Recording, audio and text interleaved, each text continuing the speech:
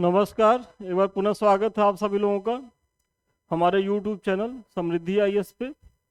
और आज हम अपने मेंस आंसर राइटिंग सीरीज के तहत यूपी पीसीएस जीएस पेपर 6 से क्वेश्चन कराने वाले हैं। और आज का जो हमारा प्रश्न है, उत्तर प्रदेश में कृषि विविधीकरण को बढ़ावा देने वाले कारकों की चर्चा करें। देखिए, बहुत सीधा सा प्रश्न है और इस प्रश्न के माध्यम से देखिए हमारा ये उद्देश्य है कि हम जो है मुख्य परीक्षा को लेकर के आप लोगों में जो डर है, आप लोग आंसर राइटिंग नहीं करते, भागते हैं, या जो नए बच्चे हैं उनको ये लगता है कि सर कैसे शुरू करें, कहाँ से कैसे भूमिका लिखें, कैसे निष्कर्ष लिखें और बीच का पार्ट कैसे लिखें। तो ये सारी चीज़ें जो है हम इस वीडियो के माध्यम से कराने वाले हैं। तो आप लोग थोड़ा सा पेशेंस बना के 15 मिनट रहिएगा हमारे साथ। 15 मिनट आपका ले रहे हैं तो आपको एक अच्छा सा मॉडल पेपर भी दे रहे हैं साथ में, तो आपका कहीं से नुकसान नहीं होने वाला। और यदि आप नए बच्चे हैं तो यहाँ से तो बहुत सीखेंगे। तो चलिए, सबसे पहले चूंकि कहा जा रहा है कि उत्तर प्रदेश में कृषि विविधीकरण को बढ़ावा देने वाले कारकों की चर्चा करना है। चूंकि ये 8 अंक का प्रश्न है, आप सभी जानते हैं कि यूपी पीसीएस मुख्य परीक्षा में जो है, जो भी जीएस के जो भी पेपर होते हैं उसमें 2 तरीके के प्रश्न आते हैं। एक 8 अंक के होते हैं, एक 12 अंक के होते हैं। 8 अंक के प्रश्न को जो है वो 125 शब्दों में लिखना होता है, 125 शब्दों में।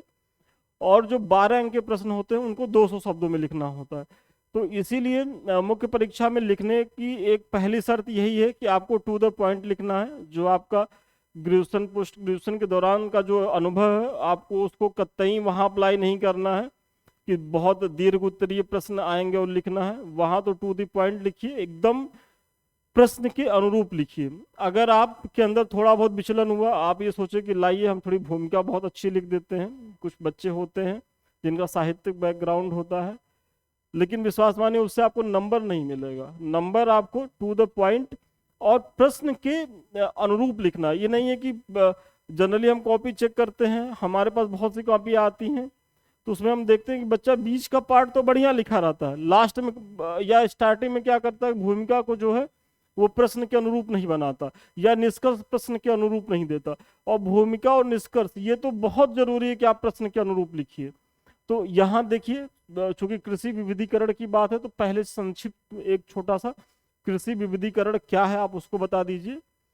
कि कृषि विविधीकरण से तात्पर्य विविध फसलों के उत्पादन एवं फसलों के साथ गैर कृषि गतिविधियों जैसे पशुपालन आदि को भी समानांतर रूप से अंगीकृत करने से है। यह कृषकों के जोखिम को कम करता है एवं लाभ के अन्य अवसरों को भी उपलब्ध कराता है। मतलब कृषि विविधीकरण के तहत यह आप बता रहे हैं कि देखिए, कृषि में विविधता के मतलब फसलों में विविधता तो होनी चाहिए, साथ ही साथ कृषि के साथ साथ जो अन्य सेक्टर जैसे पशुपालन भी इसमें ऐड हो, यही है कृषि विविधीकरण। और चूंकि अगर किसान जो है जो एक परंपरागत तरीका से जो एग्रीकल्चर करते थे कि भाई धान उगा रहे हैं तो लगातार धान ही उगा रहे हैं, या गेहूं की खेती करो तो लगातार गेहूं की खेती करते जा रहे हैं, तो उन सब चीज़ों को मतलब वो टाइम टू टाइम चेंज कर रहे हैं सीजनली। जैसे कभी किसी सीजन में धान का अच्छा लिए तो अगली बार जो है उसी सीजन में अन्य फसलों का प्रोडक्शन कर रहे हैं। तो ये तो एक विविधता तो ला ही रहे हैं, साथ ही साथ वो पशुपालन से भी जुड़ रहे हैं कि उसी समय जो है वो मत्स्य पालन की बात कर रहे हैं, मुर्गी पालन की बात कर रहे हैं, और भी जो बकरी उकरी जो लोग पालते हैं, सारी चीज़ें। इससे क्या होता है कि एग्रीकल्चर से तो जो लाभ मिल रहा है वो तो मिलता ही है, ये पशुपालन भी जो है वो मांस और दूध के लिए मतलब एक बेहतर अवसर जो है कृषकों को उपलब्ध करा देते हैं कि इनसे भी उनकी आय सुनिश्चित हो। तो यही है कृषि विविधीकरण। तो आपने बहुत संक्षेप में एक छोटी सी भूमिका बता दी। अब बढ़ावा देने वाले कारकों की चर्चा करनी, तो आप बता रहे हैं कि उत्तर प्रदेश में कृषि विविधीकरण की अपार संभावनाएं हैं जिसके निम्न कारक हैं। बस अब आप जो है अपने मूल प्रश्न पे उतर आइए, परिचय आपका हो गया। तो जो सबसे पहला कारण है कि उत्तर प्रदेश में 9 प्रकार के कृषि जलवायु प्रदेश हैं, जिसके तहत लगभग प्रत्येक फसल के लिए अनुकूल जलवायु दशाएं मौजूद हैं। आप सभी जानते होंगे, पीटी में तो आप लोगों ने खूब पढ़ा होगा कि उत्तर प्रदेश जो है वो मुख्यतः जो है 9 कृषि जलवायु प्रदेशों में बांटा गया है। और वो जो जलवायु प्रदेश बांटे गए हैं वो औसत तापमान, मिट्टी की संरचना के आधार पर बांटे गए हैं। और आप सभी जानते हैं कि जो फसलों के उत्पादन में टेम्परेचर, मिट्टी की गुणवत्ता का बहुत अहम रोल होता है। इसीलिए आप उत्तर प्रदेश में देखेंगे कि यहाँ जो है कोई ऐसी फसल नहीं है जिसका प्रोडक्शन यहाँ ना होता हो। बुंदेलखंड क्षेत्र में यदि मोटे अनाज का पैदावार होता है तो वहीं जो पश्चिमी उत्तर प्रदेश है धान और गेहूं का बड़े पैमाने पर प्रोडक्शन होता है। पश्चिमी उत्तर प्रदेश में देखेंगे पूर्वी उत्तर प्रदेश में तो वहाँ जो है रबी खरीफ दोनों की सम्मिलित फसलों का उत्पादन हो रहा है। तो ये क्यों हो पा रहा है?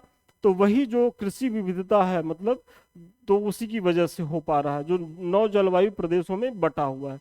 यही कारण है कि उत्तर प्रदेश देश में खाद्यान्न उत्पादन में शीर्ष स्थान पर है। पहला पॉइंट हो गया। फिर दूसरा, चूंकि इस प्रदेश का निर्माण गंगा यमुना द्वारा लाई गई जलोढ़ मिट्टी से हुआ है, अतः यहाँ एकल कृषि के बजाय बहुफसली कृषि के लिए अनुकूल दशाएं हैं। अगर आपकी मिट्टी बहुत उपजाऊ है तो आप वहाँ जो है वर्ष भर आप अपने खेतों से जो है वो उत्पादन कर सकते हैं।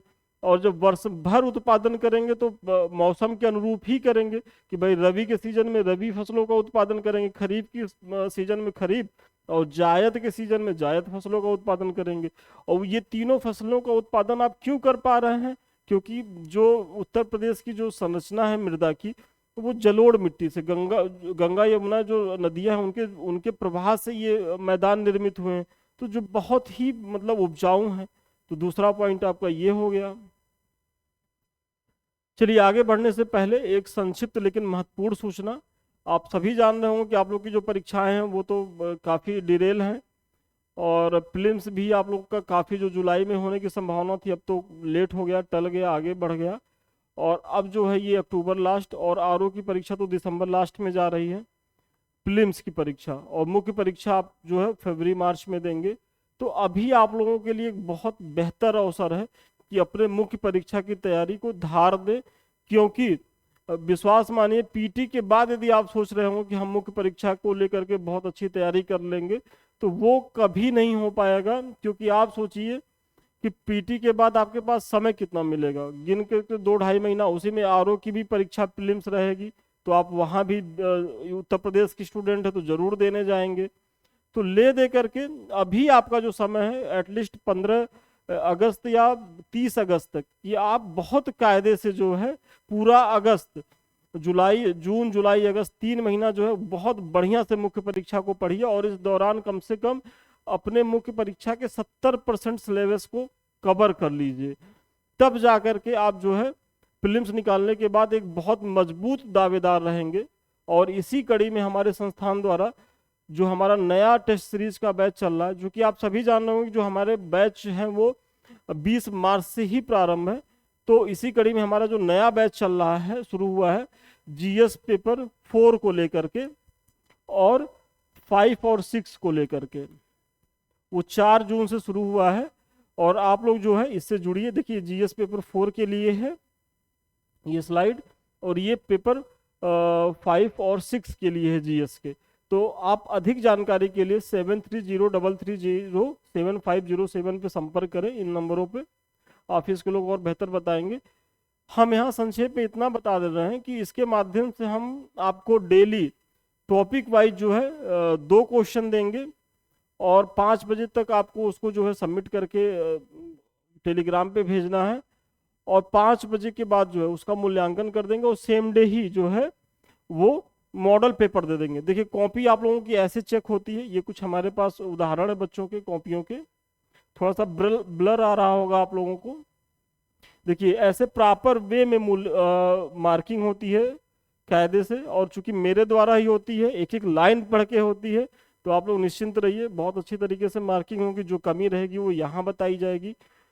फिर हम जो है उसके 1-2 घंटे के बाद ही ये मॉडल पेपर ऐसे आपको दे देते हैं कि आप जो है अपनी कमी को यहाँ से भी सुधार करिए।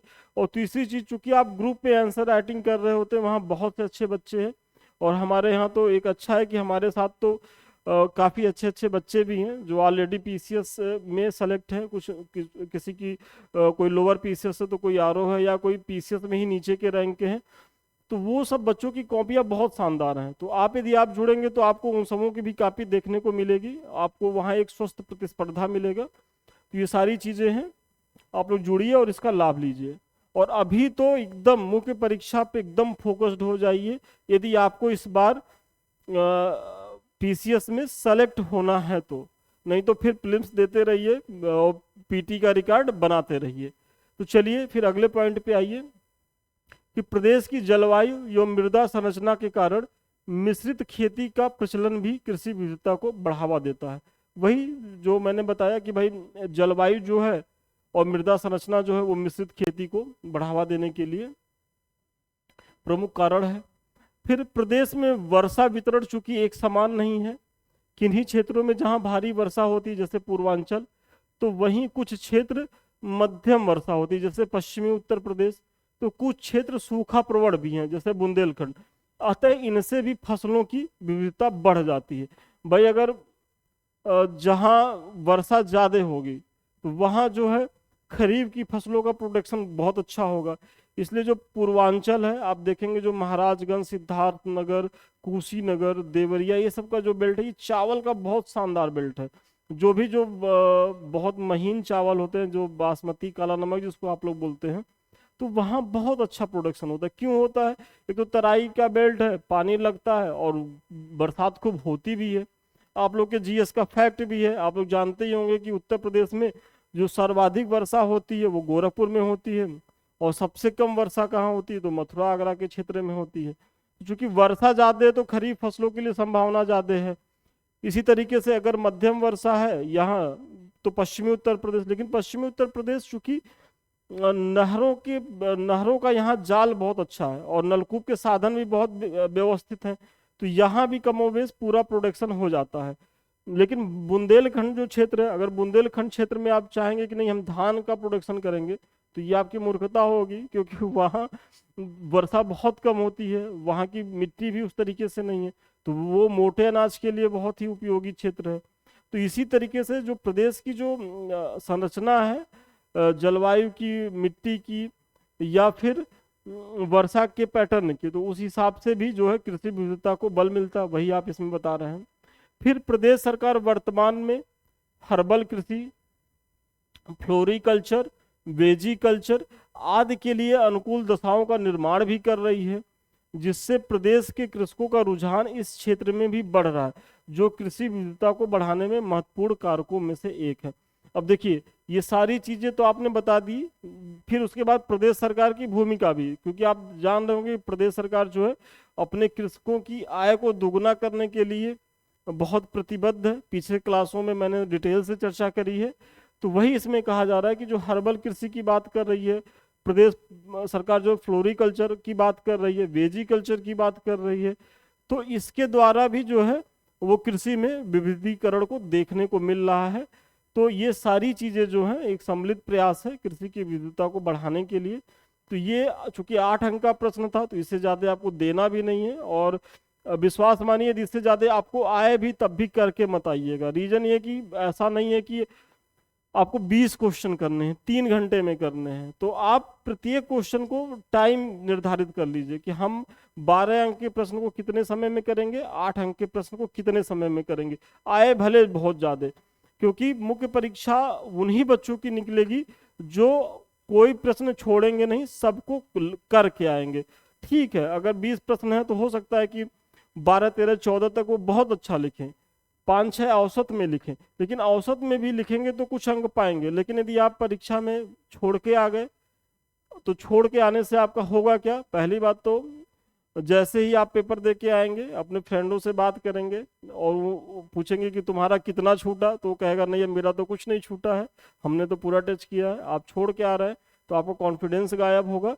और सही बता रहे हैं कि यदि आप छोड़ के आ रहे हैं तो आपका फिर मुख्य परीक्षा निकलना बहुत ज़्यादा टफ हो जाएगा। तो प्रयास करिएगा कि आपका कोई प्रश्न छूटे ना, और छूटेगा क्यों नहीं? जब आप टू द पॉइंट लिखेंगे अपने उत्तर में, इधर उधर की बात नहीं करेंगे, और भूमिका निष्कर्ष पे बहुत ज़्यादा शब्द नहीं देंगे। तो ये सारी चीज़ें आपको करना होगा। तो चलिए, मुझे बहुत विश्वास है कि इस प्रश्न के माध्यम से आपको प्रश्न मतलब उत्तर की जो है वो लेखन कैसे करना है उसकी जानकारी हम कुछ हद तक देने में सफल हुए होंगे। तो अभी जाइएगा नहीं। चलिए, अभी तो छोटा सा बच्चा भी रह गया था, ये भी आप लोग देख लीजिए। इसके साथ ही प्रदेश सरकार की एक बड़ी आबादी, प्रति व्यक्ति आय में वृद्धि, आधारभूत संरचनाओं का निर्माण, बाजार का विस्तार एवं गैर कृषि उपजों एवं ऑर्गेनिक उपजों की वैश्विक बाजार में मांग भी प्रदेश में कृषि विविधता को बढ़ाने में महत्वपूर्ण भूमिका निभा रहे हैं। मतलब इसमें ये कहा जा रहा है, चूंकि उत्तर प्रदेश की जो एक बड़ी आबादी है, तो जब बड़ी आबादी है तो यहाँ खपत ज़्यादा है, जब खपत ज़्यादा होगा तो प्रोडक्शन ज़्यादा होगा। तो और जब प्रोडक्शन के लिए फिर सरकारें तमाम कदम उठाएंगी, जो पीछे के पॉइंट में आपने बताया है, तो उसको जोड़ते हुए आप इसको बता करके आप अपने प्रश्न को समाप्त कर दीजिए। चलिए, ये हमारे समृद्धि आईएएस का टेलीग्राम चैनल है। इससे तो आप लोग इसलिए भी जुड़िए क्योंकि जो हम यहाँ पढ़ाते हैं तो उसका पीडीएफ वहाँ यहाँ मिल जाता है। साथ ही साथ यहाँ आपको अपने परीक्षा से उपयोगी बहुत सी जानकारियाँ निःशुल्क मिलती हैं। डेली करंट अफेयर्स हमारे संस्थान द्वारा डलवाया जाता है, और भी जो परीक्षा से उपयोगी जानकारी होती है वो टीम देती रहती है। ये हमारे दोनों चैनल हैं, समृद्धि आईएएस का यूट्यूब चैनल जिससे हम आप रूबरू हो रहे हैं, और साथ ही साथ संदीप मिश्रा ऑफिशियल। आप लोग यदि इसको नहीं सब्सक्राइब किए तो इसको भी सब्सक्राइब करिए, क्योंकि इसके माध्यम से भी हम जो है आपकी परीक्षा से उपयोगी बहुत सी महत्वपूर्ण चीज़ें लाते रहते हैं टाइम टू टाइम। और अधिक जानकारी के लिए हमारे किसी भी टेस्ट सीरीज प्रोग्राम से जुड़ने के लिए आप 7303307507 पे भी आप संपर्क करें। तो चलिए, आज के लिए इतना ही। पुनः मिलते हैं नए वीडियो में नए क्लास के साथ। तब तक के लिए धन्यवाद, शुभकामनाएं आपको।